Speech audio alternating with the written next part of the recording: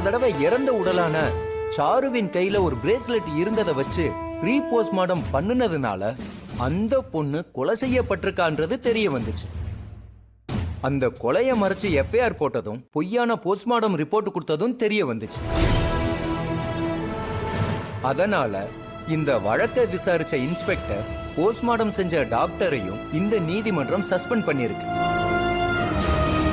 அதனால தற்கொலைக்கு தூண்டுனதா குற்றம் சுமத்தப்பட்டுள்ள எனது கட்சிக்காரர் ரகுராம் மற்றும் சீனு இருவரும் நிச்சயமா இந்த கொலைக்கு காரணமானவங்களா இருக்க மாட்டாங்கன்னு உறுதியா என்னால சொல்ல முடியும். அதனால இந்த வழக்கிலிருந்து இவர்களை விடுவிக்குமாறு தாழ்மையுடன் கேட்டுக்கொள்கிறேன். யுவர் ஆனர், அது மட்டும் இல்லாம எஸ் ப்ரொசீட்.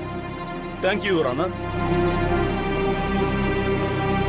சாரு கையில இருந்த கடிதத்தின் அடிப்படையில தான் சாருவை தற்கொலைக்கு தூண்டியதா இந்த ரகுராம் சீனு மேல குற்றம் சுமத்தப்பட்டிருந்தது. ஆனா சாரு கொலை செய்யப்பட்டுள்ளதாக ரீபோஸ்ட்மார்டம் ரிப்போர்ட்ல தெரிவிச்சிருக்காங்க. அப்ப இந்த கொலையை ஏன் ரகுராம் சீனுவே செஞ்சிருக்க மாட்டாங்கன்னு ஒரு சந்தேகமும் வருது. அதுக்கு சாட்சியாக ஒரு வீடியோ ஆதாரத்தை நான் கொடுக்கிறேன். சாட்சியோட வீடியோங்கிறதுனால அதை டிவிலேயே பிளே பண்ணலாம். அந்த பென் டிரைவை வாங்கி பிளே பண்ணுங்க.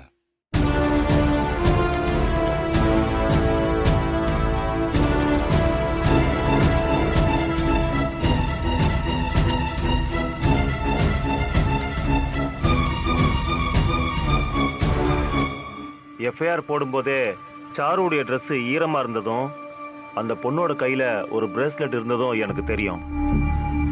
ஆனா ரகுராம் என்கிட்ட பெரிய லெவல்ல பணம் தர்றதா சொல்லி நடந்தது தற்கொலை மாதிரி தான் தெரியணும், கொலையா தெரியக்கூடாதுன்னு கேட்டுக்கிட்டாரு.